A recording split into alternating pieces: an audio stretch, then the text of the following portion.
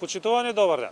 Министерството за внатрешни работи продолжува со заселените акцијски контроли во областа на сообраќајот со цел подобрување на безбедноста на улиците и патиштата. Вчера и денеска, а секако и во наредните денови сме и на територијата на Кочане. Во текот на вчерашниот ден имаме 129 санкции, од кои 53 се за возење со брзина поголема од дозволеното. Имаме 6 мерки за возење под дејство на алкохол, од кои едната е над 2, а во периодот околу 12 часот, значи некој не ја почитува оваа мерка уште во раните часови од денот. Исто така имаме и 10 санкциониране возила за јавен превоз, кои што биле технички неисправни.